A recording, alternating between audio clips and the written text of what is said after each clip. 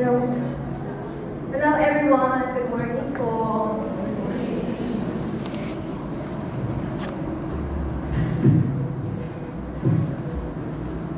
So, my name is Cami Bugayo. You can call me Cams for short.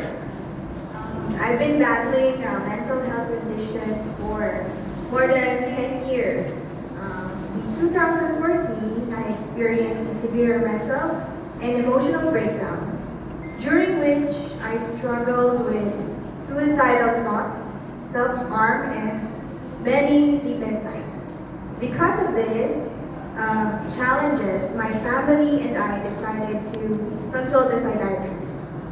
So I was diagnosed with major depressive disorder, trichotillomania. I don't know if you are familiar with that. It's a hair pulling disorder po. So it's like an urge na uncontrollable for me. It happened when it started when I was 9 years old. So, na mawalan buhok. So, it led to me nung times na yun sa school, nung elementary pa ako, started for bullying, and a lot of masasabi kong hurt then to be accepted by a lot of people around me, including my classmates, my friends, my parents, my family, and relatives. So parang nung nawalan ako ng buhok, tapos hindi ko alam kung ano yung reason, hindi ko kasi maintindihan eh. So, uncontrollable siya. And every time my parents would ask me, why do you do that? I don't know what to tell them. I just know na hindi ko siya mapigilan. So, it was also said to me by my doctor during that time that it's a obsessive compulsive disorder din. So, magka-akibat sila ng trichotillomania. So, kaya it's a disorder na wala na din tagalinan. So, na siya na-manage.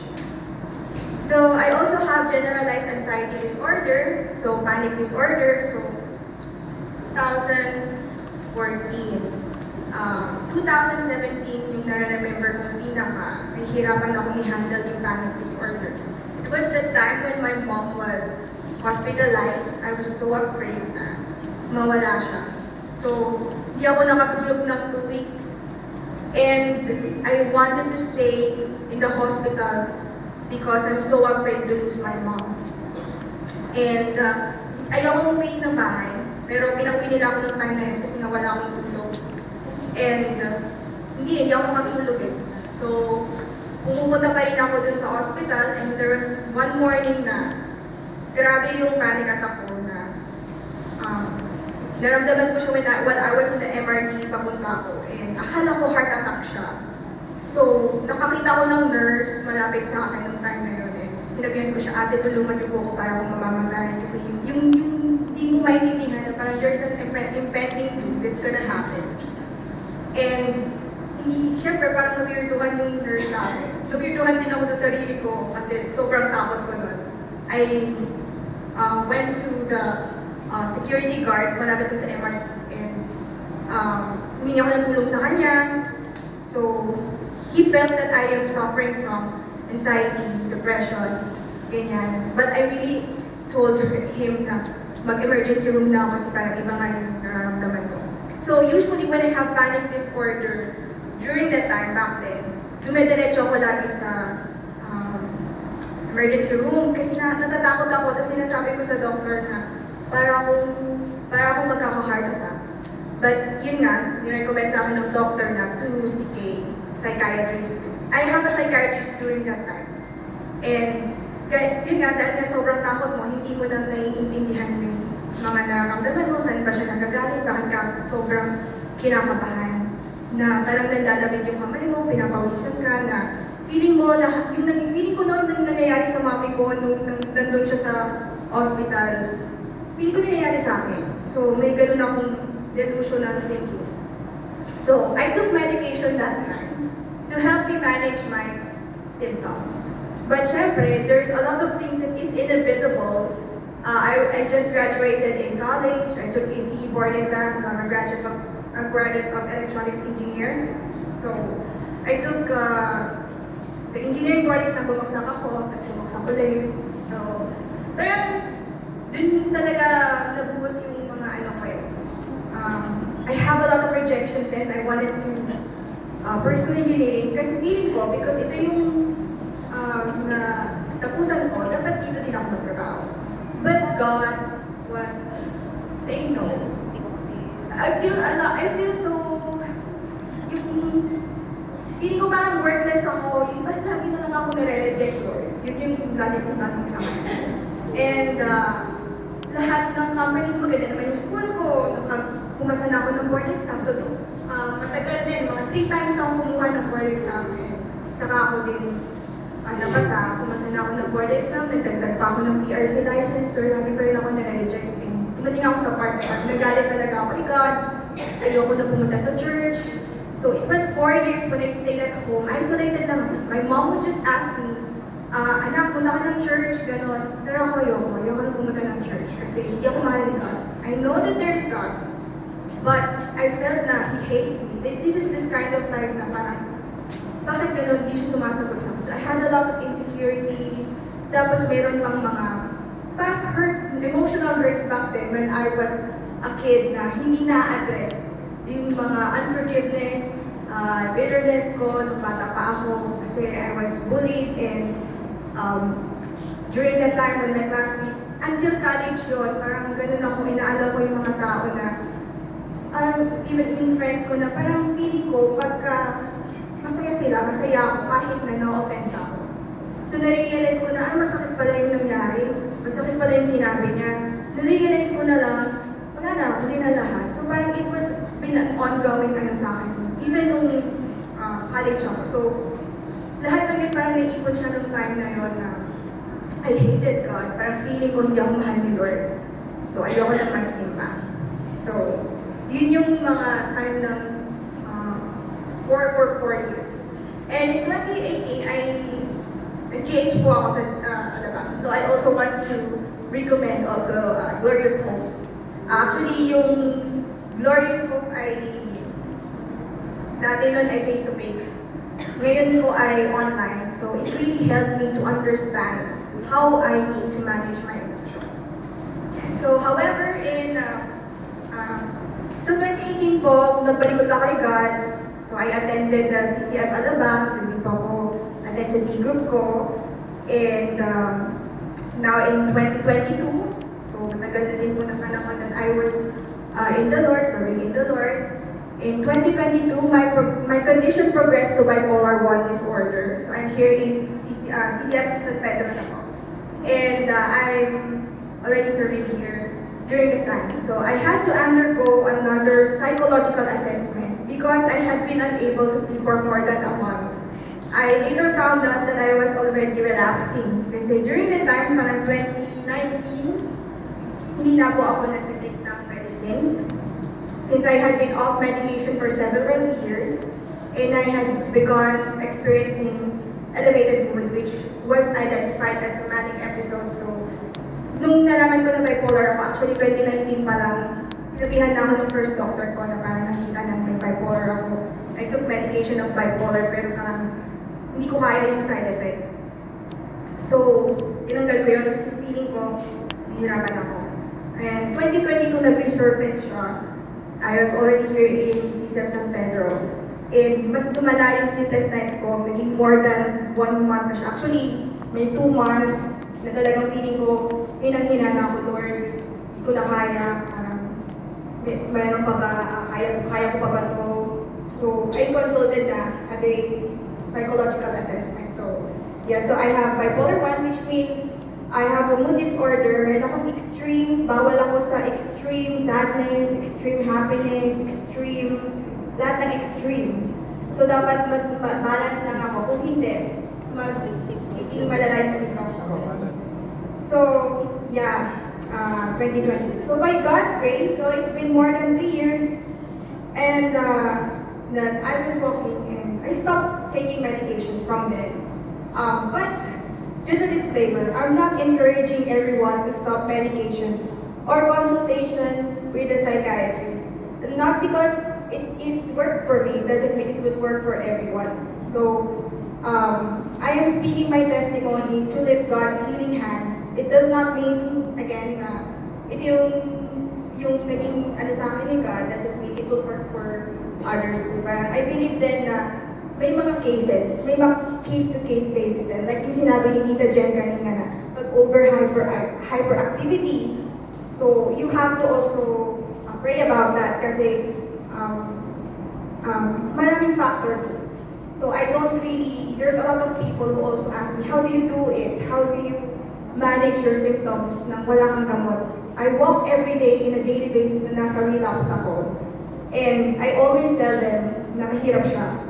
Because the medicines can really help you to manage the symptoms. And I know the difference because I also took it with medicine. And mas madali talagang nakahandle ng yung nararamdaman ko kapag may medicines. Kasi mas manageable. Pero pag wala, as in, sabog talaga siya. As in, lahat ng emotion, lahat ng symptoms, mararamdaman mo siya. So that's the difference. But kasi may mga factors like I've heard, I have a friend na may general physician siya, na sinasabi na pag tinuloy niya yung gamot niya for bipolar disorder, yung sakit niya sa puso or nervous system yata, parang it will affect her. So, it will affect her heart. So, ito naman yung mga factors na kailangan din bigyan ng second opinion. So, kaya it's not for everyone. So, I'm here to really point God as the ultimate healer of everything. Kasi whether we are taking medications or not, He's still the ultimate healer. He's the source of my strength in my healing process. And I believe also that the Lord assigned specialists to help us understand the human mind and also guide us through the healing journey. So, ayun po. So, relapse is real and sinasabi ni Tita Jen na talagang kailangan din talaga natin ng consultation, kailangan din po natin ng advices. Yan po. Si Tita Jen dati nakasama ko din na makausap before about nung meron akong stress nung before sa when I just found out that I have bipolar. Okay, so I just also want to encourage everyone then what did I do? With that three years, actually more than 3 years, so mga 5 years na rin ako not taking medicines. So the road to therapy is really hard, so I really had to go through this journey with the Lord. I always ask the Lord this, Lord, I want to be healed, pero ang mahal ng gamot. Tapos ang dami kong nararamdamang side effects. Lord, paano to? And God gave me a choice. Any choice you choose, anak, okay lang. Basta alalahanin mo, journey it with me. If you want to take the medicine, you don't want to, you want to heal naturally, okay lang. Pero dapat, kung gusto mo mag-heal ng naturally, you have to really embrace the risk. Kasi you will be on relapse. Every day, you will be on relapse. So, what I realized, how I really, I observed myself. For mental, I realized na kailangan ng nakita ko na kailangan mong panatilihin yung mental health, yung mental ko na healthy. Kasi if hindi siya healthy, affected din yung physical ko. There's some symptoms of depression like constipation, tapos higher acidity. So what I need to do is to really do yung things that can help with my mental health. So the first one, sabi ng Tita Jen, is exercise. I make sure that every day I exercise 30 minutes, at least 30 minutes. And I do the exercise that I really love to do, like dancing. So yun, dancing yung pero hindi ko po yung ginagawa sa maraming tao kasi niyak ko. Doon lang po ako sa bahay. Okay, yun lang yung gusto ko pag nagda-dance. And then number 2 is always show up. Always show up. Kasi nung time na 4 years ako, ayoko talagang lumabas. Kasi ako sa tao. I was already in a D group during that time. My cousin during that time is Bika Laban, head. And na-invite ako sa, kaya ako napunta sa system na na-invite ako sa isang retreat. And nagkaroon din ako ng D group leader. Yung vocal ko during time became a D group leader. So I don't really want to go to her D group that time. Tapos, She's giving invites. This is my one time that I would remember. She invites me in 2017 na True Life Retreat. Tapos inis na inis ako kasi pilit nga ako kay Lord eh. Tapos binilhan pa niya ako, binayaran niya yung registration ko. Sabi ko, di wala na akong choice. Kailangan ko na pumunta. And that time talaga sobrang galit ko kay God na I don't really wanna go. But pumunta ako kasi, yun eh, binayaran ng group leader ko yung registration. So, also that time, my vocal was, di ko naman alam, would be my group leader here in C7 San Pedro. Why am I saying this? Because God comes, He shows up when you show up. Tigas ng puso ko nung time na yun. But He uses people to soften Him. And that's why, show up always. When God needs you to show up. Kahit mahirap, show up. And then number 3, be creative. So I like being creative. So one of the things na ginawa ko is yung paggagawa ng beads, jewelry making. So mayroon akong gumawa ng ikaw, ng quintas. It's my form of therapy. But for you, halimbawa, kung gusto niyo pong mag-drawing, painting, it's a form of art appreciation, maganda siya sa brain. Or kung hindi naman yun ang hilig nyo, pwede naman po yung pag gusto nyo pong lumabas, kung sa nature naman, nature lover, di ba? Appreciating yung beauty na ginawa ni God. It really helps in the mind. It refreshes siya. And knowing na ay nakakagawa ko ng ganito, ay may binigay pala sa akin si Lord na kakayahan may skill. So, especially nung time na talagang I felt so worthless, wala akong trabaho, nagagawa na ba ako? Actually, yun yung problema ko kay God eh. Pero in-embrace ko na lang yun na Lord, whether I'm employed or not employed, whether I have money or not, I know that you love me. So, yun yung joy na in-embrace ko. And then number 4, for my panic attack, I don't know if you have, some of you have experienced this, yung sinasabi na panic attacks. What I do is, I do a breathing exercise, 4, 7, 8. So, 4 is you inhale from the nose and then you hold 1, 2, 3, 4, 5, 6, 7. And then outside, 1, 2, 3, 4, 5, 6, 7, 8. Exhale from outside the mouth. And dati, nag-retaliate ako kapag may panic attack. Sinasabi ko talaga na natatakot ako, ganyan, makalapit ako ng tao. Pero now, I just keep quiet. Ay natutunan ko na when the more that I speak my fear, the more that it has power over me.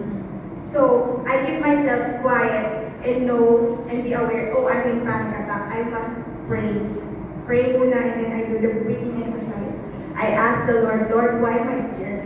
Why am I fearful? Ano yung nararamdaman ko na mabigat? Reveal it to me. And God really reveals it. And He also helps. Saka ko lang sinasabi sa mga tao kapag nagpanic attack ako, kapag halimbawa na-address ko na siya. And then number 5 is practice good habits. Yes, yung routine ko, very important kasi na-realize ko nung may depression ka and anxiety.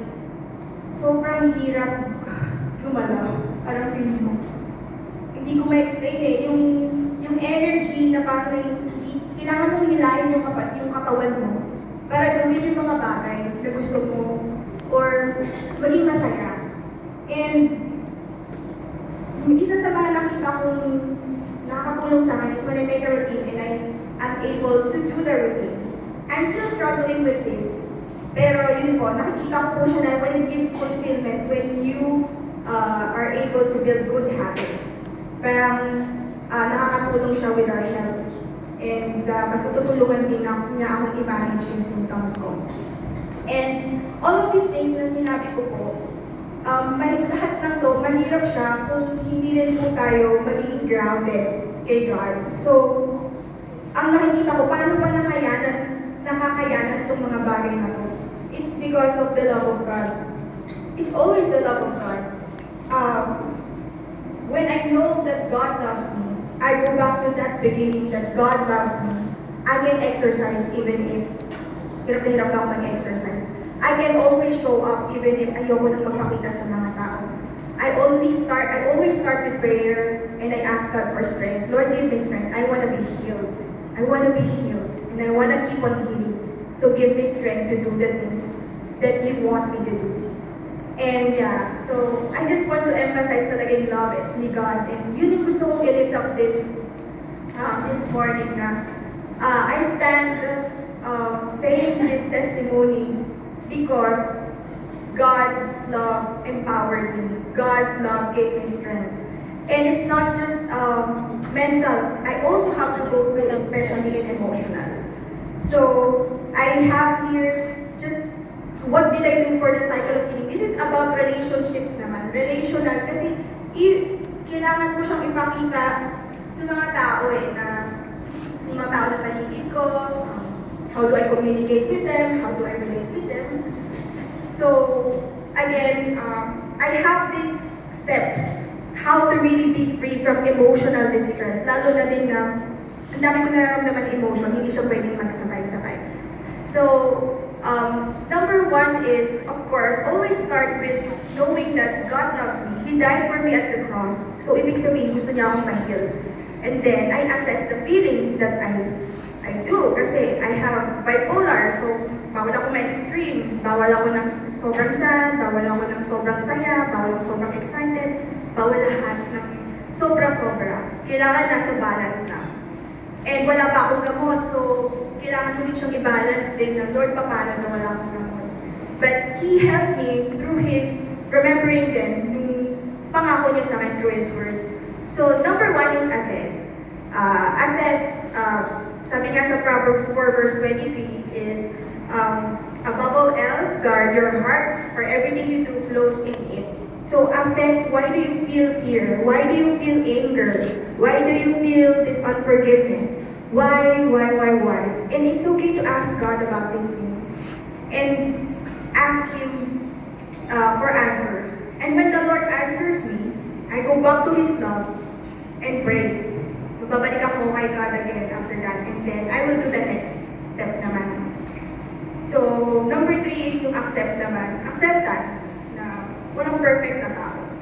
Hindi ako perfect. Hindi perfect yung mga tao sa paligid ko. Hindi perfect yung situation ko. Hindi porket gusto ko, yun yung gusto ni God.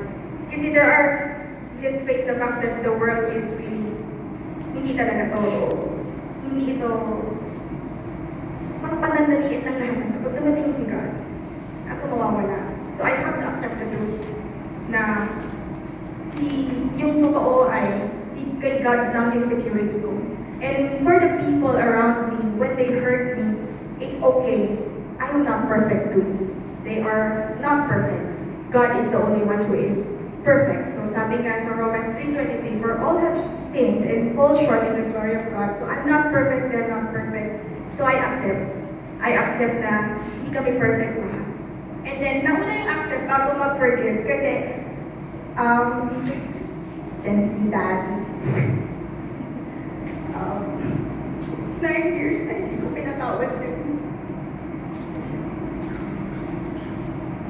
I have unforgiveness with my dad for 9 years. Unforgiveness with my dad for 9 years. I felt that I'm in love with my dad for 9 years. Hinirapan ako mag-forgive. So, yun ako yung accept bago mag-forgive. Kasi, akala ko yung pag-pray na, Lord, I forgive. Forgive my father. I was hurt since I was a child.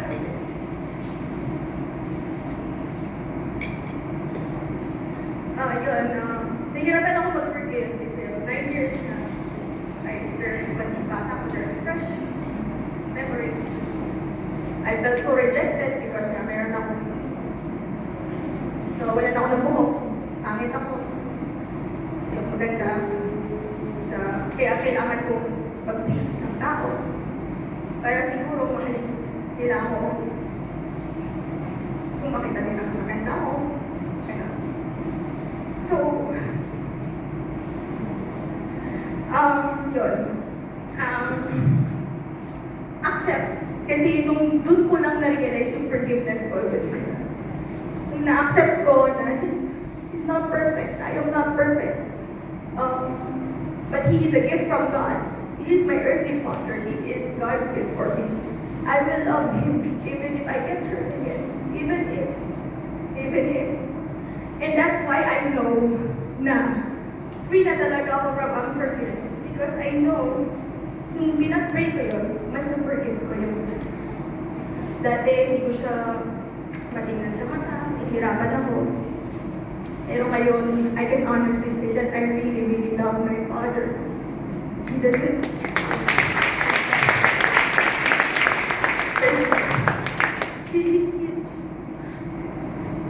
Na-realize ko na even my mother is not also perfect. So meron din siyang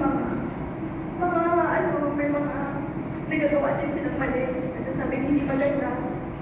And doon ko na-realize na tao tayo. Hindi tayo sa God. Siya lang yung perfect. So, natutunan kong magmahal na hindi kailangan ng kapalit. Na kahit pag-forgive ko, hindi ko kailangan na sabihin eh. Just accept na. It's okay. I'm not perfect. You're not perfect. God is only perfect. I will forgive you. So, yeah. Because only through the love of God, I can forgive. Mahirap kasi talaga mag-forgive kung hindi natin alam yung love ni Lord. Kaya, yun yung gusto ko talaga i-share. Yung love ni Lord. And then, next is yung follow. So, yung tinayan yung obedience talaga. When you can forgive, you can follow God. But how do we follow God? What I do is, what matters to me is my private worship with the Lord rather than the public worship. Because in my private worship, this is where I pray to Him, I read the Word, I connect with the Lord. Kasi di ba sabi nga, we abide on Him, stay connected with Him. He will give us fruit.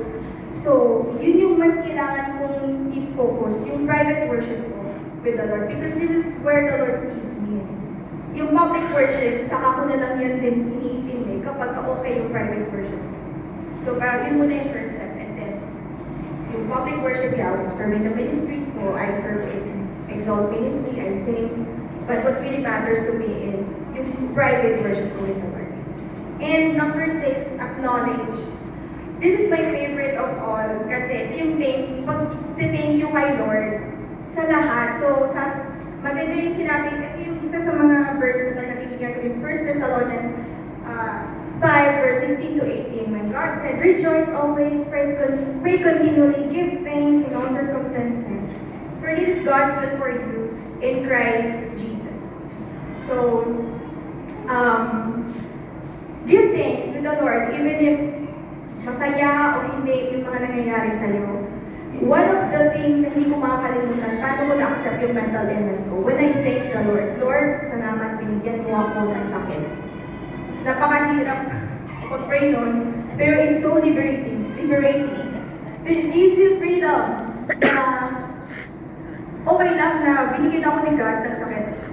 It's for His glory, it's for His purpose niya to, na binigay niya sa akin, na naiintindihan ko na ang tinawag ako ni God na hindi ako para mabuhay ng comfortable, but tinawag niya ako para mabuhay para sa Kanya. So it means that I should carry the cross with me. So I'm be thankful with the Lord in everything because He's gonna use everything all for His glory. And kahit mahirap, in-encourage ko po na prayer of thanksgiving in the morning and at night. Because it really helps with my mind knowing na kahit anong mangyari, kasama ko si God. So, I'm thankful for everything. So, all of this, madali siyang sabihin, pero mahirap siyang gawin. Kaya, nasa center yung love ni God. Kasi, doon ako kumukuha ng strength ko. Parang siya yung sun.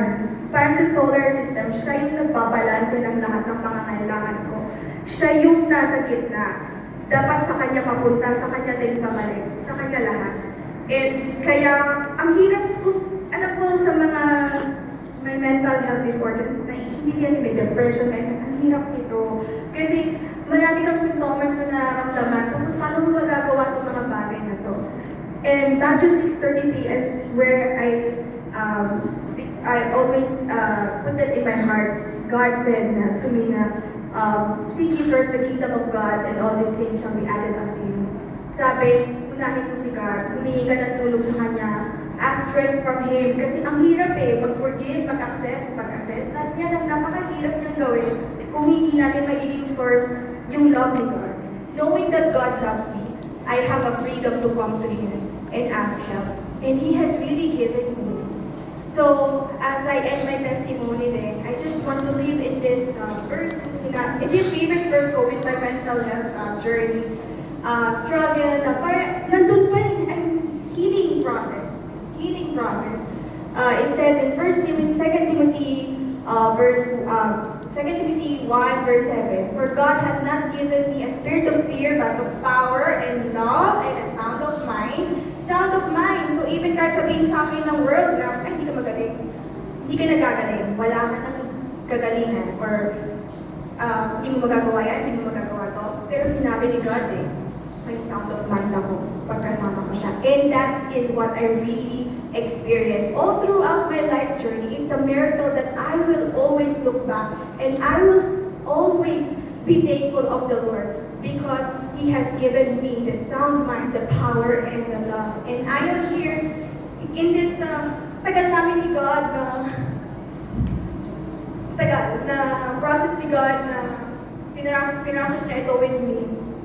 And I am here because of Him and all for His glory. I just lift up everything to Him. And I want to encourage everyone with the hope of the Lord na kahit ano man yung journey ninyo, paano kayo nagpapagamot with your mental health struggle, consultation, gamot, gagamot, or kasi maraming factors. Always start with the love of God. Always, He's really the true healer, the ultimate healer that we need in our life. So God bless po today and we have a wonderful day. Thank you so much for sharing your story, Sis Gabby. Napakagandang reminder po,